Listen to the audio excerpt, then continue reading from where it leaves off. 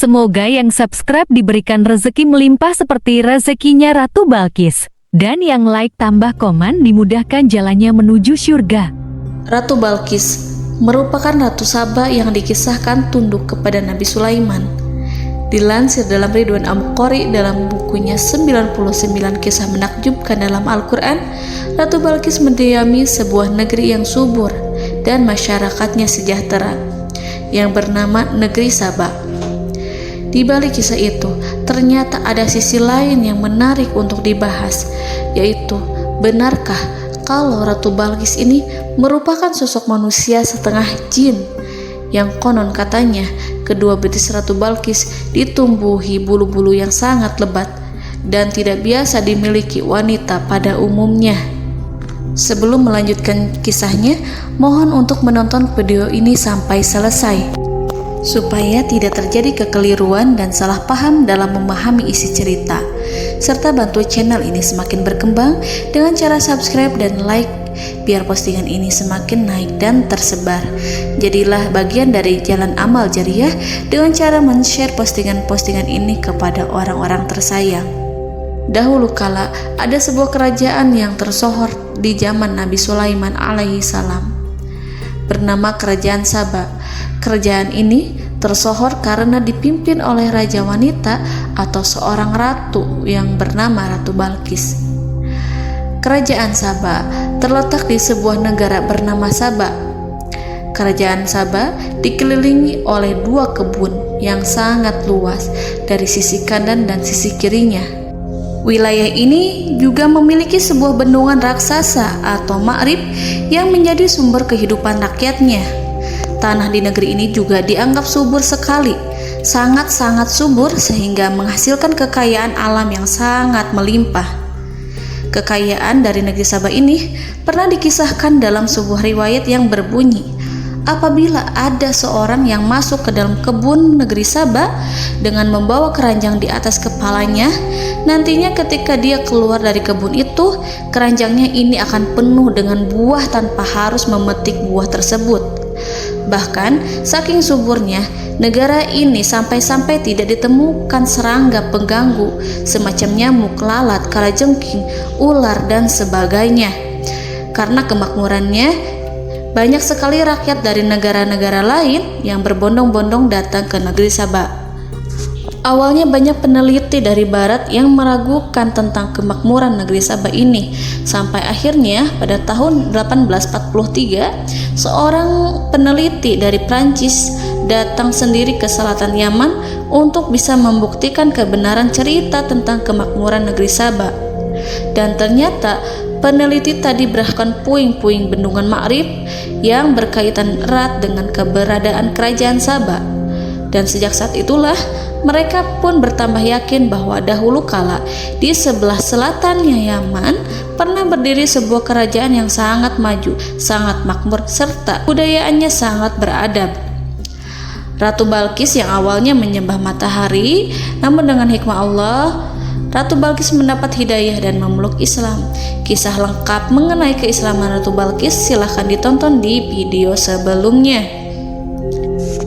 Ada perbedaan pendapat dari para ahli sejarah mengenai lokasi kerajaan Saba ini. Ada yang bilang terletak di Arab bagian selatan, yaitu negeri Yaman. Namun, ada pula pendapat lain yang mengatakan kerajaan ini ada di tanduk Afrika, atau lebih tepatnya berada di negara Ethiopia. Namun, pendapat lebih kuat menyatakan istana Ratu Balqis terletak di negara Yaman, di wilayah barat laut kota Ma'arif. Karena di sana ditemukan puing-puing bangunan yang diperkirakan para sejarawan, bangunan itu berasal dari tahun 1300-an sebelum Masehi. Dan ini cocok jika dikaitkan dengan waktu masa kejayaan kerajaan Saba di masa lalu.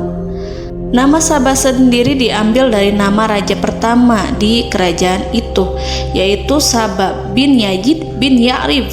Rasulullah Shallallahu Alaihi Wasallam dalam sebuah hadis yang diriwayatkan oleh Abu Dawud, di mana waktu itu ceritanya pada suatu waktu Rasulullah pernah ditanya oleh seorang laki-laki yang datang kepada beliau, "Wahai Rasulullah, kabarkanlah kepadaku tentang Saba. Apakah Saba itu adalah nama sebuah tempat ataukah dia nama dari seorang wanita?" kata Fulan.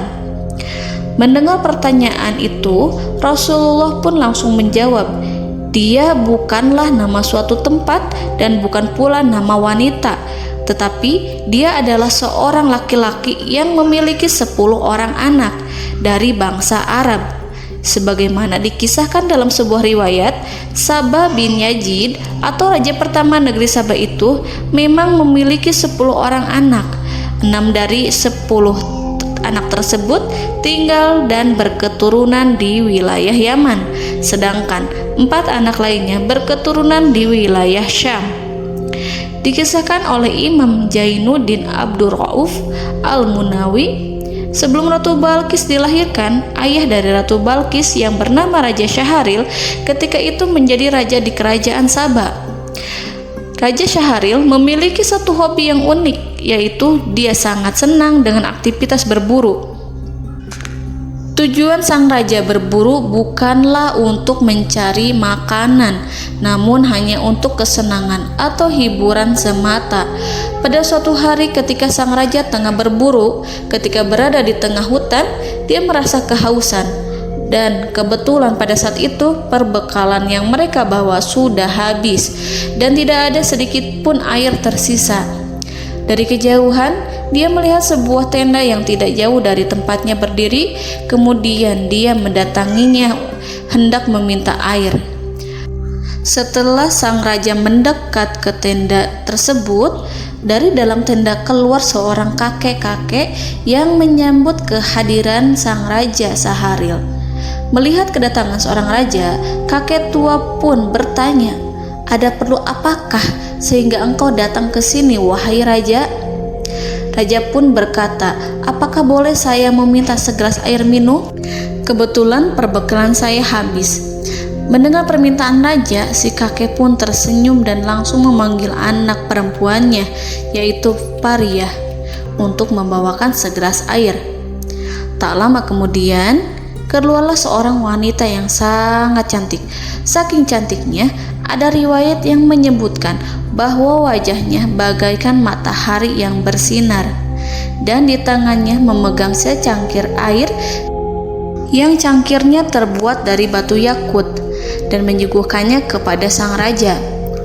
Raja Syahril pun terpaku dibuat takjub dengan kecantikan Fariyah ini, dan raja pun bertanya kepada kakek tua tadi, "Wahai kakek, siapakah gadis itu?"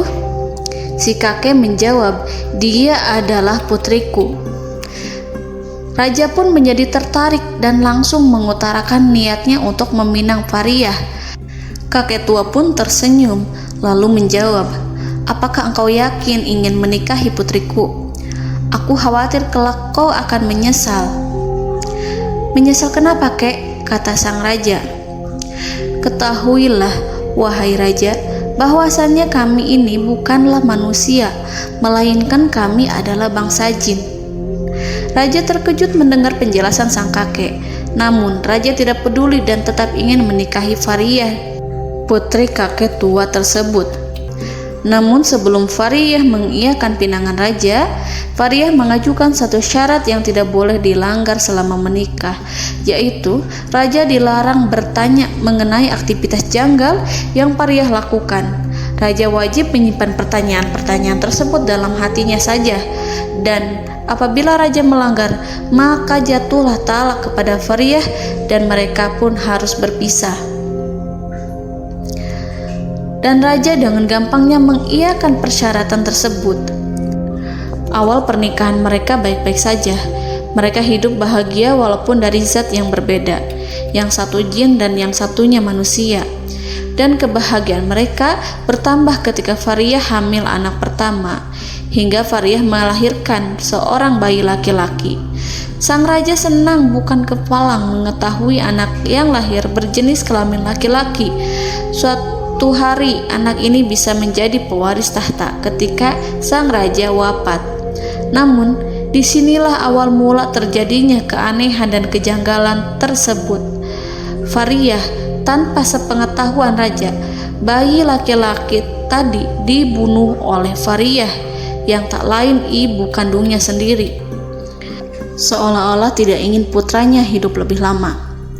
Ketika raja mengetahui hal tersebut, raja pun dilanda kesedihan mendalam. Namun sayangnya beliau tidak bisa bertanya kepada istrinya tentang alasan di balik itu. Karena kalau raja bertanya tentang alasan tersebut, maka artinya mereka berdua akan bercerai. Pada akhirnya, sang raja hanya bisa diam dan menahan pertanyaan-pertanyaan yang semakin lama semakin berkecamuk dalam hatinya. Setelah beberapa tahun kemudian, Fariyah hamil kembali dan melahirkan bayi perempuan yang mereka beri nama dengan Balqis. Dan untungnya anak mereka yang kedua ini tidak dibunuh lagi. Sang raja pun tampak senang, namun bercampur dengan rasa gelisah dan penasaran apa alasan Fariyah menghilangkan nyawa putra mereka dahulu dan kenapa putrinya yang dipertahankan. Karena tidak kuat menahan rasa penasarannya, akhirnya pada suatu hari raja pun mendatangi istrinya dan bertanya, "Wahai istriku, mengapa dahulu engkau membunuh putra pertama kita?" Mendengar pertanyaan itu, istrinya menjadi sangat sedih dan menangis terseduh-seduh. Hancurlah hati Fariyah karena dengan ucapkannya pertanyaan itu, maka jatuhlah talak dan berakhirlah pernikahan mereka. Karena sesuai dengan perjanjian, apabila suaminya bertanya, maka terjadi talak saat itu juga. Dengan perasaan yang bercampur aduk, istrinya berkata, "Inikah balasan darimu?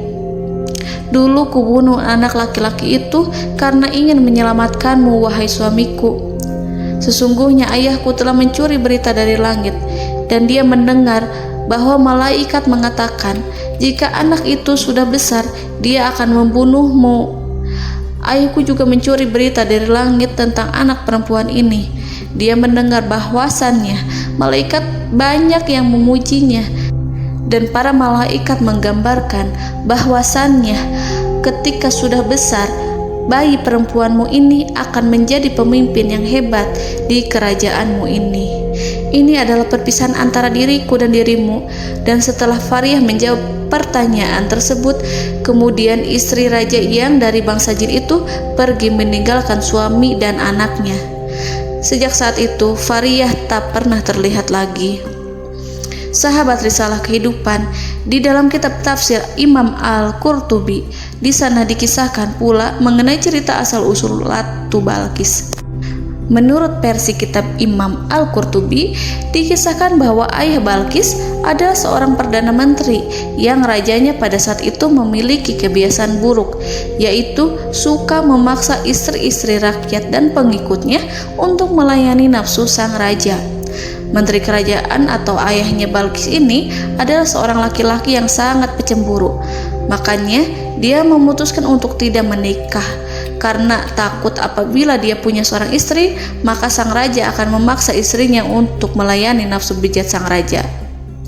Pada suatu hari, ketika si menteri ini sedang berada dalam sebuah perjalanan, dia tak sengaja bertemu dengan seorang kakek yang tidak dikenal. Kemudian kakek asing itu bertanya kepada menteri, "Wahai tuan, apakah engkau memiliki istri?"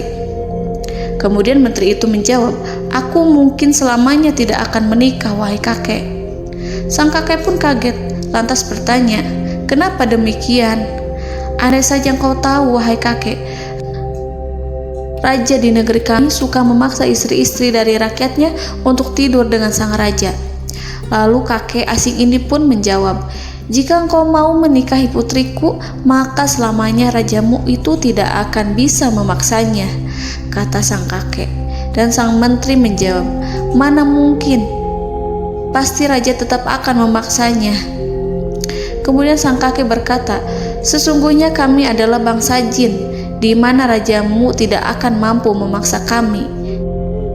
Akhirnya, setelah mengetahui hal tersebut, maka sang menteri pun mau menikah dengan anak gadis dari kakek tadi. Maka lahirlah anak perempuan yang mereka beri nama dengan Balkis. Tentu banyak versi kisah asal-usul Ratu Balkis ini, dan versi ketiga berasal dari buku tafsir Ibnu Adil yang juga menceritakan tentang asal-usul Ratu Balkis. Diceritakan di buku itu, ayah Balkis adalah seorang raja dari Yaman yang berasal dari keturunan Agung Ya'ruf bin Khotan.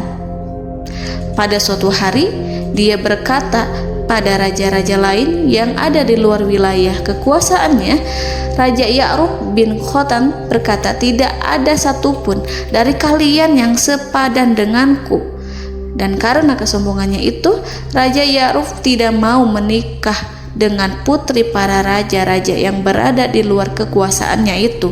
Dan karena kesombongan sang raja, tidak ada satupun yang mau menikahkan putrinya dengan Raja Ya'ruf. Akhirnya sang raja dinikahkan dengan wanita yang berasal dari golongan jin yang bernama Rihanah. Dari hasil pernikahan keduanya, mereka hanya memiliki seorang anak yang diberi nama Balkis. Riwayat lain menyebutkan tentang bukti bahwasannya Balkis adalah manusia setengah jin adalah ketika Balkis memasuki istana Nabi Sulaiman. Dia mengangkat sedikit roknya hingga terlihat kedua betisnya. Karena Balkis mengira dia akan melewati sebuah kolam besar, padahal itu adalah lantai yang terbuat dari kaca, saking beningnya sampai dikira kolam air. Nah, dari peristiwa ini ada seorang ulama yang mengatakan ketika Balkis mengangkat roknya itu, Nabi Sulaiman sempat kaget karena melihat kedua betis Ratu Balkis ditumbuhi bulu-bulu yang tak seperti manusia pada umumnya. Dikatakan kepadanya, "Masuklah ke dalam istanaku." Maka tatkala dia melihat lantai istana itu, dikiranya kolam air yang besar, dan disingkapnya kedua betisnya. Berkatalah Sulaiman, "Sesungguhnya ia adalah istana yang licin yang terbuat dari kaca." Berkatalah Balkis, "Ya Tuhanku, sesungguhnya aku telah berbuat zalim terhadap diriku, dan aku berserah diri bersama Sulaiman Allah Tuhan semesta alam." Al-Quran Surat An-Naml ayat 44. Bahkan ada juga beberapa ahli tafsir beranggapan lantai kaca itu memang sengaja dibuat Nabi Sulaiman khusus untuk menyambut Ratu Balkis, sekaligus untuk membuktikan bahwasannya benarkah apa yang dikatakan orang-orang kalau Ratu Kerajaan Saba itu merupakan manusia setengah jin. Sebenarnya masih ada beberapa versi kisah lainnya mengenai asal-usul Ratu Balkis ini, yang kisah ini tercantum dalam kitab-kitab para sejarawan, sehingga seorang ulama terkenal asal Irak menyampaikan dalam kitab tafsirnya yang berjudul Ruhul Ma'ani, hadis yang menceritakan salah satu orang tua Balkis adalah jin, merupakan hadis yang seandarannya lemah, dan cerita seputar pernikahan dengan bangsa jin hanyalah legenda yang tidak dapat dipercaya dan tidak terdapat dalam Al-Quran maupun hadis yang sahih. Secara lahiriah, hadis tentang orang tua Balkis adalah hadis yang dhaif. Begitu pula asar yang mengisahkan sejarah mereka tidak memiliki dasar yang bisa dipercaya. Bahkan Al-Mawardi menentang pernikahan manusia dengan bangsa jin dan menilai sebagai sesuatu yang tidak rasional karena mereka berasal dari jenis yang berbeda sehingga memiliki tabiat yang berbeda pula. Manusia adalah jasmani. Manusia berasal dari tanah seperti yang tercantum dalam Al-Quran Surat Ar-Rahman ayat ke-14, sedangkan jin tercipta dari nyala api yang ada di Al-Quran Surat Ar-Rahman ayat ke-15. Perbedaan tersebut tidak mungkin disatukan dan mustahil bisa menghasilkan seorang anak. Terlepas dari asal-usulnya Ratu Balkis ini, Ratu Balkis tetap dikenal sebagai sosok pemimpin yang bijaksana. Sikap tersebut tergambar jelas pada saat beliau menerima surat dari Raja Sulaiman yang berisi ajakan untuk meninggalkan kepercayaannya menyembah matahari. Pada saat itu, bukannya tersinggung diajak orang asing untuk pindah keyakinan, Ratu Balkis malah sangat bijaksana dengan mengajak para penasehatnya berdiskusi terlebih dahulu, bukannya menolak mentah-mentah ajakan tersebut. Hal itu menunjukkan bahwa Ratu Balkis bukanlah sosok pemimpin yang egois, sehingga pada masa kepemimpinannya Ratu Balkis dan rakyatnya hidup damai, bahagia dan makmur. Dan selain dikenal sebagai yang adil, Ratu Balkis ini juga dianggap pemimpin wanita yang sangat cerdas dan juga penuh taktik. Hal ini tergambar pada saat beliau ini tidak meminta para pasukannya yang konon berjumlah 100.000 orang untuk menyerang Nabi Sulaiman alaihi salam. Beliau juga menekankan kepada mereka pada pasukannya ini agar tidak menganggap Nabi Sulaiman sebagai musuh. Menurut beliau, mengajak berperang merupakan tindakan pengecut dan hanya akan merugikan rakyatnya. Ratu Balkis memenuhi undangan Nabi Sulaiman untuk ke istana beliau. Dari situlah Ratu Balkis dibuat tunduk oleh keagungan Allah Subhanahu wa Ta'ala, sehingga beliau pun bertobat dan memutuskan untuk memeluk Islam atau hanya menyembah Allah Subhanahu wa Ta'ala. Namun sayang seribu sayang, setelah sepeninggalan Ratu Balkis, kaum Saba ini malah kembali murtad, kembali menyembah matahari dan binatang-binatang. Dalam sebuah riwayat, ada 13 orang nabi yang diutus Allah untuk mengingatkan kaum Saba agar kembali lagi bertobat. Tetapi sayangnya mereka tidak mengindahkan peringatan tersebut, dan karena keingkarannya itu Allah Subhanahu wa Ta'ala pun kemudian mengambil kembali kenikmatan yang sudah Allah berikan kepada kaum Saba dan mendatangkan satu azab besar yang sudah langsung meluluh lantahkan negeri Saba ini. Allah berikan azab dengan runtuhnya bendungan Ma'rif yang selama ini menopang kehidupan kaum Saba. Dengan hancurnya bendungan Ma'rif tersebut, maka rakyat Saba hidup dalam kesengsaraan. Dalam sebuah riwayat, pada saat itu seluruh tanah di negeri Saba jadi tandus, buah-buahan serta sayur-sayuran mati, sehingga membuat semua rakyatnya ini kelaparan. Dan dalam sekejap mata, negeri Saba yang dulunya dikenal sebagai negara yang makmur mendadak jatuh miskin karena dilanda kekeringan berkepanjangan. Allahu a'lam bishawab. Sesungguhnya hanya Allah Subhanahu wa Ta'ala pemilik mutlak rahasia serta kebenaran dari seluruh semesta alam ini.